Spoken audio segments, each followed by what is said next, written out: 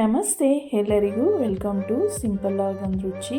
ಇವತ್ತು ನಾವು ತುಂಬಾ ಸಿಂಪಲ್ಲಾಗಿ ಹಾಗೆ ತುಂಬಾ ಹೆಲ್ದಿಯಾಗಿ ಒಂದು ಸೈಡ್ ಡಿಶ್ ರೆಸಿಪಿನ ಮಾಡೋದನ್ನು ನೋಡೋಣ. ನಾನಿಲ್ಲಿ ಕ್ಯಾರೆಟು ಮತ್ತು ಕ್ಯಾಬೇಜನ್ನು ಉಪಯೋಗಿಸ್ಕೊಂಡು ತುಂಬಾ ರುಚಿಯಾಗಿರ್ತಕ್ಕಂಥ ಪಲ್ಯನ ಹೇಗೆ ಮಾಡೋದು ಅಂತ ನೋಡೋಣ. ಇದನ್ನು ನಾವು ಸಾಂಬಾರು ಹಾಗೆ ರಸಂ ಜೊತೆ ಸೈಡ್ ಡಿಶ್ ಆಗಿ ಮಾಡಿಕೊಂಡ್ರೆ ತುಂಬಾ ಚೆನ್ನಾಗಿರುತ್ತೆ. ಸೊ ಇವಾಗ ನಾನಿಲ್ಲಿ ಅದಕ್ಕೋಸ್ಕರ ಅರ್ಧ ಗೆಡ್ಡೆ ಕೋಸನ್ನು ಈ ರೀತಿ ತೊಗೊಂಡಿದ್ದೀನಿ ಮತ್ತು ಒಂದು 3 ಕ್ಯಾರೆಟನ್ನು ಮೇಲಿನ ಸಿಪ್ಪೆ ತೆಗೆದು ಕ್ಲೀನ್ ಮಾಡಿ ಇಟ್ಕೊಂಡು ಇವಾಗ ಇದನ್ನು ತುರ್ಕೊಳ್ಳೋಣ. ನೋಡಿದ್ರಲ್ಲ, ಈ ರೀತಿ ಎಲ್ಲನೂ ಸಹ ಗ್ರೇಟ್ ಮಾಡಿ ಇಟ್ಕೊಂಡು ಈ ರೀತಿ ತುರಿದು ಹಾಕ್ಕೊಳ್ಳೋದ್ರಿಂದ ನಮಗೆ ಪಲ್ಯ ಮಾಡುವಾಗ ತುಂಬ ಬೇಗನೆ ಫ್ರೈ ಆಗುತ್ತೆ. ನೀವು ಬೇಕಾದರೆ ಕಟ್ ಮಾಡಿ ಸಣ್ಣದಾಗಿ ಕಟ್ ಮಾಡಿ ಸಹ ಹಾಕ್ಕೊಳ್ಬೋದು. ಸೊ ಇವಾಗ ಇದಾಗಿದೆ, ಇದನ್ನು ತೆಗೆದು ಪಕ್ಕದಲ್ಲಿಟ್ಕೊಂಡು ಈಗ ಒಂದು ಮೀಡಿಯಮ್ ಸೈಜ್ ಈರುಳ್ಳಿನೂ ಸಹ ನಾನು ಕಟ್ ಮಾಡಿ ಇಟ್ಕೊಂಡಿದ್ದೀನಿ. ಹಾಗೆ ಒಂದು 3 ಹಸಿಮೆಣಸಿನ್ಕಾಯನ್ನು ಸಹ ಈ ರೀತಿ ಸಣ್ಣದಾಗಿ ಕಟ್ ಮಾಡಿ ಇಟ್ಕೊಳ್ಳಿ. ಹಾಗೆ ಸ್ವಲ್ಪ ಕರಿಬೇವು ಮತ್ತು ಸ್ವಲ್ಪ ಕೊತ್ತಂಬರಿ ಸೊಪ್ಪನ್ನು ಸಹ ಕಟ್ ಮಾಡಿ ಇಟ್ಕೊಂಡು ಈಗ ಹೇಗೆ ಮಾಡೋದು ಅಂತ ನೋಡೋಣ. ಇಲ್ಲಿ ನಾನು ಮೊದಲಿಗೆ ಸ್ಟವನ್ನು ಹಚ್ಕೊಂಡು ಒಂದು ಪ್ಯಾನನ್ನು ಇಟ್ಕೊಂಡು ಅದಕ್ಕೆ ಒಂದೇ 1 ಟೇಬಲ್ ಸ್ಪೂನಷ್ಟು ಎಣ್ಣೆನ ಸೇರಿಸ್ಕೊಳ್ತಿದ್ದೀನಿ. ಸೊ ಸ್ಟವನ್ನು ಲೋ ಫ್ಲೇಮಲ್ಲಿ ಇಟ್ಕೊಳ್ಳಿ.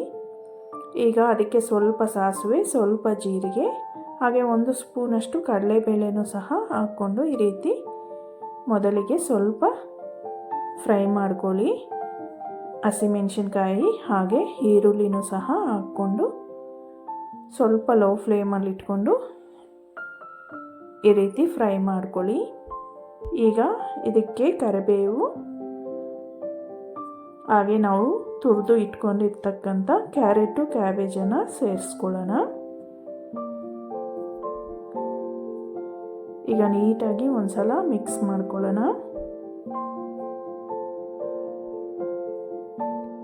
ಈಗ ಲಿಡ್ಡನ್ನು ಕ್ಲೋಸ್ ಮಾಡಿಕೊಂಡು ಸ್ಟವನ್ನು ಲೋ ಫ್ಲೇಮಲ್ಲಿ ಇಟ್ಕೊಂಡು ಒಂದು 5 ನಿಮಿಷ ನಾವು ಇದನ್ನು ಫ್ರೈ ಮಾಡ್ಕೊಳ್ಬೇಕು. ಆಗಾಗ ಲಿಡ್ಡನ್ನು ಓಪನ್ ಮಾಡ್ತಾ ಕಲಿಸ್ತಾ ಫ್ರೈ ಮಾಡ್ಕೊಳ್ಳಿ, ಇಲ್ಲಾಂದರೆ ತಳ ಹಿಡ್ದು ಬಿಡುತ್ತೆ. ಸೊ ಇವಾಗ 5 ನಿಮಿಷ ಈ ರೀತಿ ಫ್ರೈ ಮಾಡಿದ್ರೆ ನಮಗೆ ಕ್ಯಾರೆಟು ಕ್ಯಾಬೇಜು ತುಂಬ ಸಾಫ್ಟಾಗಿ ಚೆನ್ನಾಗಿ ಫ್ರೈ ಆಗುತ್ತೆ.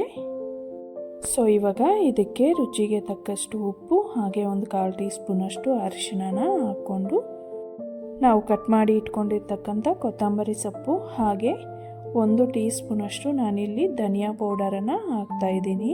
ಸೊ ಇವಾಗ ಎಲ್ಲನೂ ಮಿಕ್ಸ್ ಆಗೋ ರೀತಿ ನೀಟಾಗಿ ಒಂದ್ಸಲ ಮಿಕ್ಸ್ ಮಾಡ್ಕೊಳ್ಳಿ. ಅಷ್ಟೇ, ನಮಗೆ ಎಷ್ಟೋ ಟೇಸ್ಟಿಯಾಗಿ ಯಮ್ಮಿಯಾಗಿ ಕ್ಯಾರೆಟ್ ಮತ್ತು ಕ್ಯಾಬೇಜ್ ಪಲ್ಯ ರೆಡಿ ಆಗುತ್ತೆ. ಸೊ ನೋಡಿದ್ರಲ್ಲ, ನಾವು ಇದನ್ನು ಎಷ್ಟು ಈಸಿಯಾಗಿ ಕಡಿಮೆ ಸಮಯದಲ್ಲಿ ತುಂಬಾ ಟೇಸ್ಟಿಯಾಗಿ ಈ ರೀತಿ ಮಾಡ್ಕೊಳ್ಬೋದು. ಎಷ್ಟು ಚೆನ್ನಾಗಿ ಬಂದಿದೆ ಅಂತ ತಿನ್ನೋದಕ್ಕೂ ಸಹ ಅಷ್ಟೇ ರುಚಿಯಾಗಿರುತ್ತೆ. ಸೊ ತಪ್ಪದೆ ಒಂದ್ಸಲ ಟ್ರೈ ಮಾಡಿ.